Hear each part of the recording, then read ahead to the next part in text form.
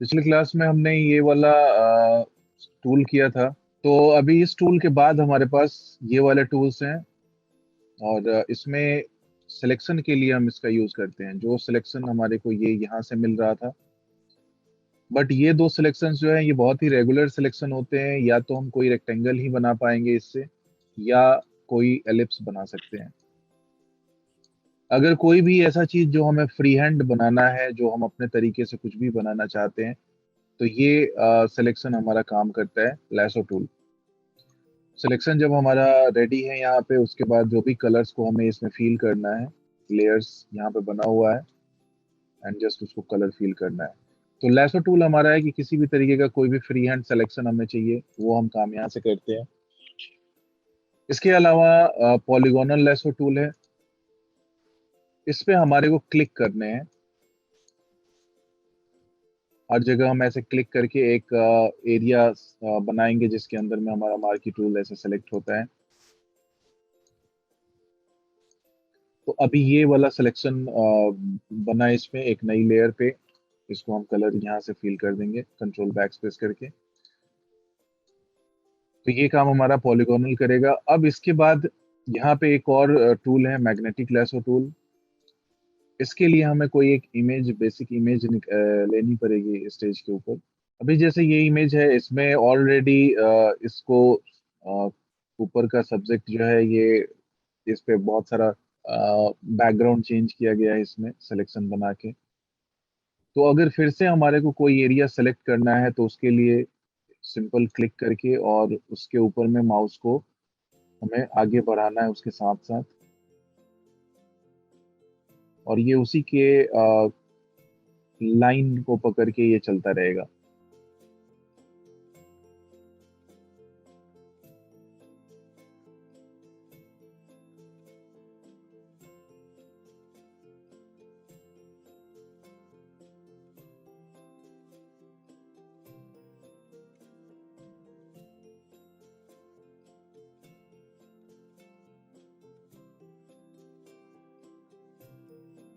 अब जितना हिस्सा हमारा सेलेक्ट हुआ यहाँ से नीचे तक, उसको मूव टूल पे यहाँ पे क्लिक करके, और हम ड्रैग करके इसमें ले जा सकते हैं। ऐसे ड्रैग करके इस फाइल के ऊपर ले जाके, और इसके अंदर यहाँ पे स्टेज के ऊपर में ले आके इसको छोड़ना है।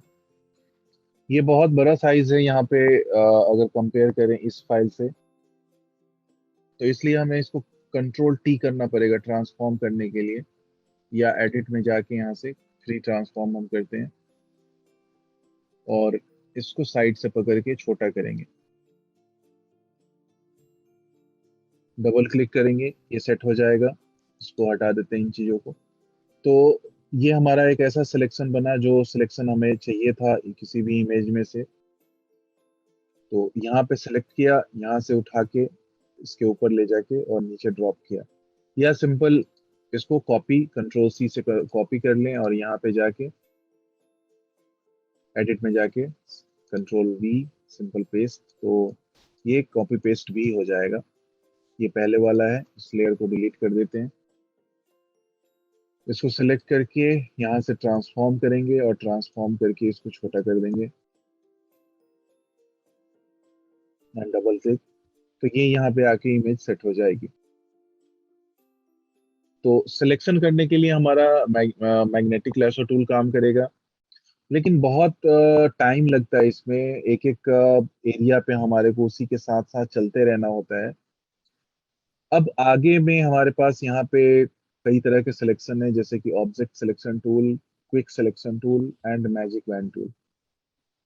इसमें ऑब्जेक्ट सिलेक्शन टूल में यहाँ पे दो ऑप्शन होते हैं, लैसो और रेक्टेंगल, दो ऑप्शन है।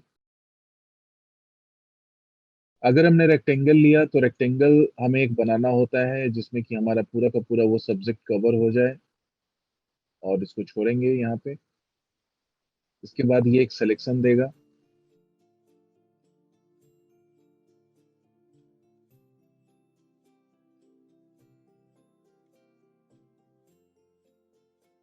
तो इसने ये एक एरिया सेलेक्ट किया, और यहाँ पे कुछ एरिया रह गया है, छूट गया है। इसको हम दोबारा वही कॉन्सेप्ट यहाँ पे भी है, प्लस माइनस करने का, शिफ्ट के साथ जो प्लस करते हैं। तो यहाँ से हम एक बार प्लस कर लेते हैं और इतना एरिया को और इसमें प्लस कर लेते हैं। तो ये भी जो छूटा हुआ था वो पार्ट हमारा कवर हो गया, इसमें आ गया। और सिंपल हम इसको यहाँ से ड्रैग करके इसके ऊपर ले आके किसी दूसरे फाइल में, यहाँ पे या किसी भी फाइल में पेस्ट कर सकते हैं ऐसे।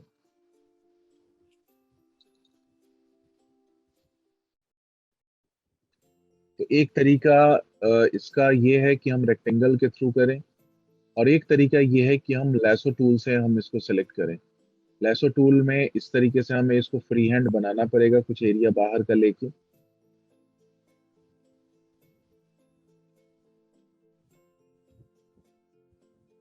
और लास्ट में लेके इसको जोड़ेंगे, फिर ये थोड़ा कैलकुलेट करेगा एंड देन यहाँ पे सिलेक्शन दे देगा हमें। तो ये सबसे आसान तरीका है, खासकर पोर्ट्रेट को सिलेक्ट करने के लिए बहुत ही आसान है ऑब्जेक्ट सिलेक्शन टूल। और ये हमारा एक है क्विक सिलेक्शन टूल। लेकिन ऑब्जेक्ट सिलेक्शन टूल बहुत नया टूल है, 2019 के वर्जन के पहले के वर्जन में ये नहीं है। और उसके भी 2-3 वर्जन पहले चले जाएं तो फिर ये ऐड हुआ था, उसके पहले सिर्फ यही होता था सिलेक्शन करने का। तो यहाँ पे बेसिकली ऐसा नहीं है, कुछ लोगों को कंफ्यूजन ये रहता है कि फिर हम इसको कहाँ यूज करें, इसको कहाँ यूज करें। ऐसा कुछ भी लिखा हुआ नहीं है फोटोशॉप के बुक में।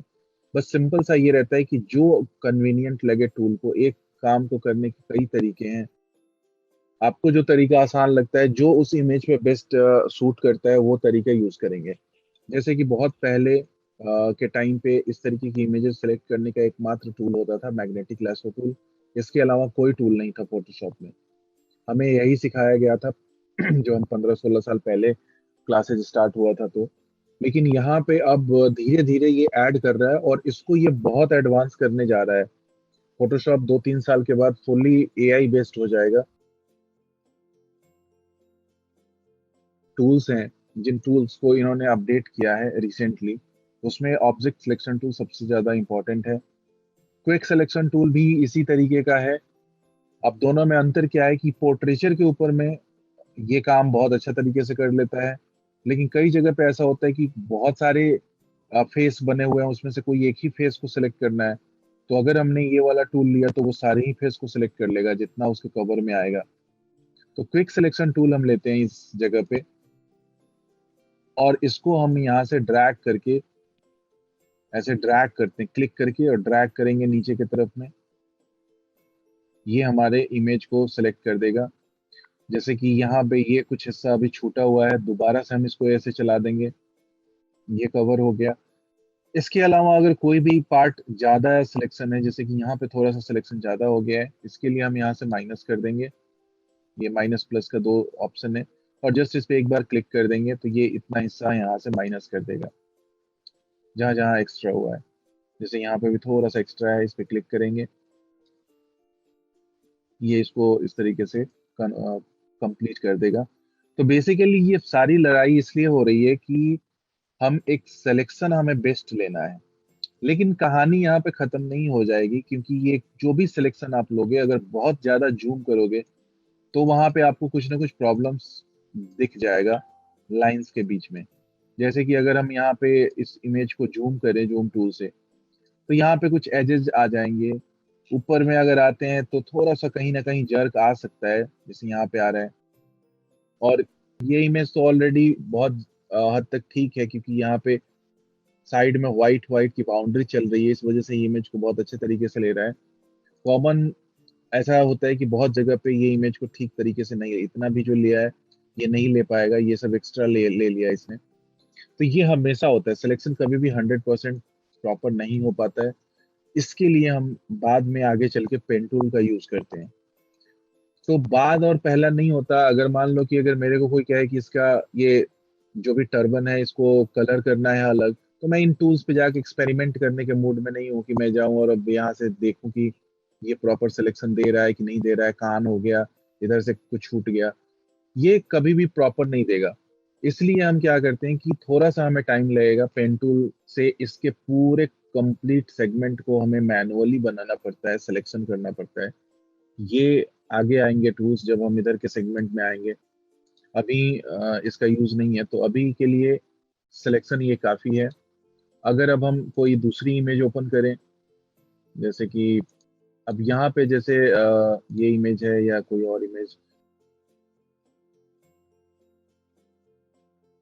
अब जैसे कि ये इमेज है, इसमें अगर मैं ये वाला सब्जेक्ट को सिलेक्ट करूं तो ये बहुत मुश्किल काम है सिलेक्ट करना, बिकॉज इसका हैंड आ रहा है इधर से, बाकी और भी नोटबुक्स वगैरह हैं, तो इसलिए इन चीजों को हमें मैनुअली ही पूरा का पूरा सिलेक्ट करना पड़ेगा। तो सबसे बेस्ट तरीका होता है कि हम यहाँ से पेन टूल के थ्रू काम करें, बट कई जगह पे हमारा काम आसान कर देते हैं ये वाले टूल सारे, जो हमारे सिलेक्शंस के हैं। ऑब्जेक्ट सिलेक्शन टूल और क्विक सिलेक्शन टूल के बाद मैजिक बैंड टूल है। ये जो काम करेगा ये फ्लैट कलर्स के ऊपर काम करता है। यहाँ पे रियल टाइम में जो हम इमेजेस क्लिक करते हैं ये कभी भी फ्लैट कलर नहीं होता, बिकॉज इसमें कलर के टोन होते हैं, बहुत सारे टोन है। तो अगर यहाँ पे मैजिक बैंड को हम यहाँ पे क्लिक करें तो ये क्या करेगा, उस कलर से रिलेटेड जितना भी पॉसिबल होगा उसको एक एरिया सेलेक्ट कर लेता है। जैसे कि यहाँ पे क्लिक करा तो इससे रिलेटेड, इधर में क्लिक करा तो ये कुछ सेलेक्ट किया, कुछ छोड़ दिया। स्किन के ऊपर में तो और भी ज्यादा ये प्रॉब्लम करता है, ड्रेस में और ज्यादा करेगा, क्योंकि यहाँ पे कलर्स बहुत फ्रिक्वेंटली चेंज होते हैं। कहीं पे लाइट, कहीं पे डार्क, कहीं पे हाइलाइट्स, कहीं पे शैडोज, बहुत सारे चल रहे होते हैं। इसलिए रियल टाइम में मैजिक बैंड का कोई भी यूज नहीं है। इसका यूज होगा अगर हमने कोई इमेज ओपन किया और ये इमेजेस हमें चाहिए फ्लैट कलर्स में, जैसे जैसे कि ये कलर है, यहाँ पे मुझे ये वाला पूरा वाइट और ये वाला वाइट सेलेक्ट करना है, तो मैं इस पे क्लिक करूंगा तो मेरा पूरा कंप्लीट वाइट सेलेक्ट हो जाएगा। इस पे करूंगा, ये वाला वाइट हो गया। इसी तरीके से इस कलर पे क्लिक किया, ये कलर जहां तक है वो सेलेक्ट हुआ।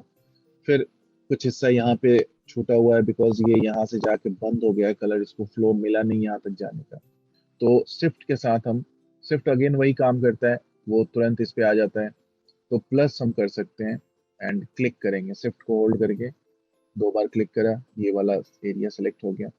लेकिन अगेन यहाँ पे भी सिलेक्शन में अगर देखें तो थोड़ा थोड़ा ये सब जगह छोड़ेगा ये, क्योंकि इतना प्रॉपर ये काम कभी भी नहीं करते हैं सिलेक्शन के। जैसे यहाँ पे एक हिस्सा रह गया, ये छूटा हुआ है, इसको भी सिलेक्ट कर लेते हैं।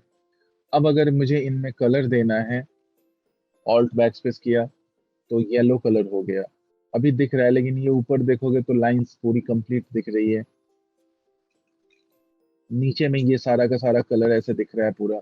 इसलिए ये सब सिलेक्शंस जो है ये बहुत हद तक रिलायबल नहीं है, और कोई भी ये तय नहीं कर सकता, कोई भी ये बता नहीं सकता कि ये इसके अंदर में परफेक्टली काम करेगा या नहीं करेगा। हमें हर बार एक्सपेरिमेंट करके देखना होता है, चाहे आप 50 साल का एक्सपीरियंस लेके बैठे हो, आपको कभी भी ये रियलाइज नहीं हो पाएगा कि ये एग्जैक्टली कितना बेटर काम करेगा। इमेज की अगर क्वालिटी बहुत हाई है, यहाँ पे इमेजेस थोड़ी सी ब्लरी ब्लरी सी है, यहाँ पे जिगजैग है, पिक्सेलेटेड है, इस वजह से और ज्यादा काम ये खराब करता है। बिकॉज यहाँ पे कलर्स को अगर हम डिटेल में देखें जूम करके तो देखो ये कलर में कितनी ज्यादा प्रॉब्लम्स है। ये लाइन बेसिकली इसने इसलिए छोड़ दिया था कि ये कलर और इस कलर में डिफरेंस है, इसलिए ये वाले पोर्शन को ये छोड़ता चला गया है। इन केस में हमें बहुत ज्यादा मैनुअल काम करना पड़ता है। अगर कोई क्लाइंट अगर ये काम दे देता है कि ये वाले कलर को हमें बदलना है, तो हमें अपने पेन टूल से इस तरीके से सिलेक्शन करना पड़ता है, जैसे कि थोड़ा सा हम यहाँ से व्हाइट को लेके ही चलेंगे, कवर ही कर लेंगे उसको हल्का सा ऐसे। तो ये जब ऐसे चलता हुआ आएगा नीचे तक, हल्का सा इसके यहाँ से ये वाले पिंक कलर के ऊपर से एकदम माइनर सा जूम करके, तो फिर जब हम कलर करेंगे तो उसमें ये छूटने की बात ही नहीं, बिकॉज ये कलर थोड़ा सा एक्सटेंड हो जाएगा। यहाँ पे भी है, अगर इधर में बात करें तो यहाँ पे भी हमें बहुत मैनुअल जाना पड़ेगा, पूरा यहाँ से चलाते हुए एकदम उसको प्रॉपर करना पड़ेगा, तभी जाके ये इसका सिलेक्शन दे पाता है। एक तरीका और होता है, अगर हम मैजिक बैंड की बात करें, टॉलरेंस होता है यहाँ पे। ये 20 का डिफॉल्ट टॉलरेंस है। टॉलरेंस का मतलब होता है कि उसका एक्सपेंशन, मतलब कलर को वो कितना पर्टिकुलर लेगा। जैसे कि अगर 20 को मैंने 80 कर दिया बाई चांस। तो जब मैं इस पे क्लिक करा तो ये एरिया को बढ़ा देगा। जैसे अगर अब हम जूम करके थोड़ा सा देखेंगे तो यहाँ पे एजेस को ये थोड़ा सा और एक्सटेंड करके सिलेक्शन करेगा। यहाँ पे देखो तो ये ब्लू वाले एजेस पे भी आ चुका है, बिकॉज इससे मिलते जुलते कलर जहां तक होंगे, जो ये रेंज चला आ रहा है, तो ये यहाँ तक आ जाता है। इसलिए हम यहाँ पे टॉलरेंस को थोड़ा सा हाई करके काम कर सकते हैं। और शिफ्ट के साथ इसको सेलेक्ट कर लिया, शिफ्ट के साथ इसको सेलेक्ट कर लिया। तो अब अगर देखेंगे तो ये ज्यादा अंदर तक जा रहा है, ज्यादा कलर का रेंज जा रहा है। जितना कम रहेगा, अगर हमने इसको सपोज 10 कर दिया और ये क्लिक करा, तो ये देखोगे तो ये बहुत सारा कलर छोड़ देगा, ये कलर को बहुत सारा छोड़ रहा है यहाँ पे। और अगर इसकी जगह पे इसको 90 करके और दोबारा सेलेक्ट करते हैं तो ये बहुत ज्यादा इसको प्रॉपर सेलेक्ट करता है। लेकिन ध्यान एक और रखना है कि अगर इससे मिलता जुलता कलर आ रहा है लाइट और डार्क का, तो फिर ये उसको भी सिलेक्ट कर लेगा। जैसे कि ये पिंक वाले केस में है, यहाँ पे कई शेड्स हैं। अगर मैं इस पे क्लिक करूं तो देखो ये पूरा का पूरा पिंक उठा लिया, एक कलर को नहीं उठाया इसने। इस पे क्लिक करूं तो ये पूरा लाइट डार्क सब कुछ उठा लिया। स्किन पे भी ये प्रॉब्लम करेगा अब, क्योंकि टॉलरेंस बहुत हाई है। अगर मैं 20 पे आके करूं यही काम, तो मैं जिस कलर पे करूंगा ये उसी कलर को लेगा, बस स्किन के इस पार्ट को, ये वाले कलर को। यहाँ पे ये डार्क को छोड़ दिया, लाइट को छोड़ देगा। तो इसलिए इसका ध्यान जरूर रखना है कि ये कलर हमारा क्या है। ये कलर जो है ये बहुत हद तक डिफरेंस कलर है, वाइट डिफरेंट कलर है। इसका लाइट डार्क ये नहीं है, बट इसका लाइट ये कलर है जो यहाँ पे चल रहा है। तो अगर बहुत हाई हो गया ना, 90 का 80 का करेंगे तो इसको क्लिक करते ही ये सारा ब्लू ले लेगा एक साथ में। तो अब अगर हमने कलर को बाई चांस चेंज कर दिया तो ये फ्लैट हो जाएगा, जो भी लाइट डार्क इसमें कर रहे थे आ रहा था वो सब खत्म हो जाएगा। बट अगेन इसका यूज जो है ये डिजाइनिंग में ज्यादा है। जो इस तरीके के इलस्ट्रेशंस बैठ के क्रिएट करते हैं उनके लिए इसका यूजेस रहता है। अब ये सिलेक्शंस, अभी तक हम सारा का सारा सिलेक्शन वाला पार्ट देख रहे हैं। इसी सिलेक्शन में एक और सिलेक्शन है हमारा, क्रॉप टूल। ये एक सिंपल टूल है और कोई इसमें बहुत ज्यादा रॉकेट साइंस नहीं लगा है। एकदम प्लेन, जैसे हम फोन में कोई एरिया एक सेलेक्ट करते हैं इमेज में और एंटर कर देते हैं या ओके कर देते हैं, तो ये उसको क्रॉप कर देता है। बस इतना इसका काम है, क्रॉप करना। या तो हम इसको यहाँ से एडजस्ट कर लें अपना मैनुअली जितना दिख रहा है हमें इमेज को, और यहाँ से भी टिक करने का ऑप्शन होता है, ओके हो जाता है। या एंटर की कर दो या डबल क्लिक कर दो उस पे, ये उसको उतना ही हिस्सा क्रॉप कर लेता है। इसमें एक आता है इसके बाद पर्सपेक्टिव क्रॉप टूल। जैसे कि नॉर्मल क्रॉपिंग में क्या होता है कि ये सिंपल क्रॉप करता है। जैसे कि अगर मैं कोई इमेज ले लूं जिसमें पर्सपेक्टिव का यूज हो सकता है,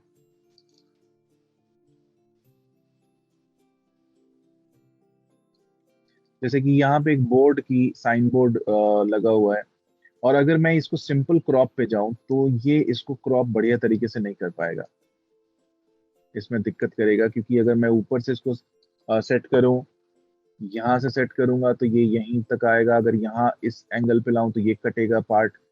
तो इसलिए ये नॉर्मल में हमारा ये क्रॉपिंग नहीं हो पाएगा। हमें चलना होगा पर्सपेक्टिव क्रॉप टूल पे, जो कि सेकंड ऑप्शन है। इस ऑप्शन को लेने के बाद हमारे को क्या करना है कि चार पॉइंट पे हमें क्लिक करना है। एक फर्स्ट क्लिक यहाँ पे करा, नीचे इसको ड्रैग करते हुए यहाँ पे जाके सेकंड क्लिक किया, देन थर्ड क्लिक किया, एंड फिर फोर्थ क्लिक किया यहाँ। तो ये जब टोटल हमने एक पर्सपेक्टिव बना लिया इसका, बाद में हम इसको चाहे तो चेंज भी कर सकते हैं, इधर उधर मूव करने का है तो हम यहाँ से इसको पर्सपेक्टिव को दोबारा से सेट कर लेते हैं अपना। एंड ये करने के बाद हम यहाँ से सिंपल ओके करेंगे, ये उसको उतना ही हिस्सा कट करेगा और प्लस उसको सीधा भी करा, एकदम परफेक्टली ये इसको स्ट्रेट कर दिया। अगर यहाँ पे देखोगे तो ये बहुत हद तक 15 डिग्री एंगल पे रोटेटेड है लगभग। तो ये काम हम कर सकते हैं with help of perspective grade tool. यहाँ पे भी जैसे ये ब्रिक्स लगे हुए हैं, अगर मैं यहाँ पे क्लिक करूं और छोटा सा एक एरिया है जिसको कि यहाँ से ऐसे थोड़ा सा पर्सपेक्टिव जैसा आया, बट ये टिल्टेड है और मुझे इसको सीधा करना है। बस एंटर करते ही ये इसको स्ट्रेट करेगा, उतना ही हिस्सा क्रॉप करेगा। तो ये भी बाद में ऐड ऑन हुआ था, सबसे पहले इसमें क्रॉप ही चलता था, पर्सपेक्टिव यहाँ पे यूज हो रहा है। एंड उसके बाद आता है slice and slice select tool. आज का ये लास्ट टूल होगा। इसमें हम ये काम करते हैं कि कोई भी इमेज को पीसेज में कट करने का। जैसे कि मान लो कि ये आर्टवर्क आपने बनाया, बहुत ज्यादा मेहनत लगा, ठीक है, लेकिन अब इंस्टाग्राम और ट्विटर की दुनिया के लिए ये मेन काम आ गया है। यहाँ पे स्लाइस और स्लाइस सेलेक्ट टूल ये आपके लिए भी यूजफुल होगा। इसमें क्या होता है कि जैसे कि हमारा एक इंस्टाग्राम का अपना एक साइज होता है, अब वो साइज बहुत हद तक स्क्वायर नहीं होता है, स्क्वायर से थोड़ा सा कम होता है। एक ऐसा रेक्टेंगल जो जिसकी विड्थ कम होती है, हाइट ज्यादा होती है, वो आपको ऑन स्क्रीन फुल पेज पे दिखता है। लेकिन अगर इस तरीके की इतनी वाइड, सुपर वाइड इमेज को, एक्स्ट्रा वाइड इमेज को अगर हम इंस्टाग्राम पे देते हैं तो बहुत पतला सा स्ट्राइप जैसा दिखता है, हमें एग्जैक्ट समझ में नहीं आ पाता है कि इसमें कितना मेहनत हुआ है। एक दूसरा लॉजिक और भी है कि अगर आप इंस्टाग्राम पे कोई ऐसी इमेजेस लगा रहे हो जो कि जो लोग वहां पे स्वाइप कर रहे हैं, तो वो आपके प्रोफाइल को थोड़ा सा इंक्रीज कर देता है। वो जो अदर आपके कॉम्पिटिटर्स हैं उनके कंपेयर में, क्योंकि कोई भी जब स्क्रॉल करता है तो ये दुनिया पूरी स्क्रॉलिंग पे है, और स्क्रॉलिंग में कोई अगर रुक के किसी चीज को देख रहा है तो इसका मतलब है कि वो कहीं ना कहीं सटीक है, मीनिंगफुल है। इसलिए अभी लोग क्या करते हैं कि एक इमेज को कई पीसेस में डालते हैं। फर्स्ट पे ये शो करेगा, देन स्वाइप करेंगे तो बीच का आएगा, फिर तीसरा आएगा। तो अगर इस केस में हमारे को इमेजेस को कट करना है, बेसिकली एक इमेज है और इसको 3 पार्ट में स्लाइस करना है, तो हम यहाँ से स्लाइस टूल ले लेते हैं। स्लाइस टूल में भी कुछ बहुत ज्यादा लॉजिक नहीं लगाना, प्रोसेस आपको याद करना है कि ये प्रोसेस क्या है। देखिए, सबसे पहले आपको क्या करना है कि एक एरिया सेलेक्ट करना है कि वो कौन सा एरिया होगा जो मेरा पहला इमेज आएगा। तो जैसे कि ये एरिया मैंने लमसम एक ले लिया कि ये एक फर्स्ट एरिया है जो मैंने स्लाइस किया, यहाँ पे 01 आ गया, और बाकी का जो पूरा का पूरा एरिया हो गया उसको ये बाय डिफॉल्ट 02 कर देता है। ये इसलिए करता है कि सपोज एक कोई भी चीज है, जैसे कि मान लो कि एक एक टोमेटो है और उसको एक स्लाइस करना है, तो कभी भी एक चीज को एक स्लाइस भी आप करोगे तो उसके दो टुकड़े निकलेंगे, एक वो टुकड़ा जिसको हमने स्लाइस किया और एक वो टुकड़ा जो बचा हुआ टुकड़ा है। तो इसी तरीके से कुछ इसी कॉन्सेप्ट पे ये होता है कि अगर हम इतने पे भी अगर फाइल को सेव कर देंगे तो ये 2 पार्ट में इसको और इसको 2 अलग अलग इमेज में सेव कर देगा। तो एक तो ये हमारा हो गया, लेकिन हमारे को 3 करने हैं टोटल, तो एक और मैं यहाँ से लूंगा और यहाँ तक का हिस्सा मैंने एक और ले लिया, तो 1 2 और ये ऑटोमेटिक 3 तो हो ही जाएगा। अब बस इतना ही काम करना था इसके अंदर में। अब हमें आना है फाइल में, या तो प्रोसेस आप नोट कर रहे हो नोट कर लो, यहाँ पे फाइल में आना है। इसके बाद आना है आपको एक्सपोर्ट के अंदर। एक्सपोर्ट के अंदर एक ऑप्शन होता है सेव फॉर वेब। इसका शॉर्ट कमांड है alt shift control plus S. इसको क्लिक करेंगे। अब जो ये खुला, इसमें ध्यान से यहाँ पे आपको जेपीजी ले लेना है। जेपीजी क्वालिटी आपको बेस्ट देगा, जो हम कहीं पे भी अपलोड कर सकते हैं इसको। एंड यहाँ से सेव कर देना है। डेस्कटॉप के ऊपर में मैं इसको सेव कर लेता हूँ। अब यहाँ पे आपका कोई फोल्डर इमेजेस के नाम से नहीं होना चाहिए। इमेजेस के नाम से अगर होगा तो उसी के अंदर डाल देगा, तो शायद अभी मेरे पास है नहीं, तो मैं यहाँ से बस इसको अब सेव कर दूंगा। ये हमेशा एक फोल्डर बना के ही करता है। मैं अब आपको अपना स्क्रीन डेस्कटॉप का शेयर करता हूँ।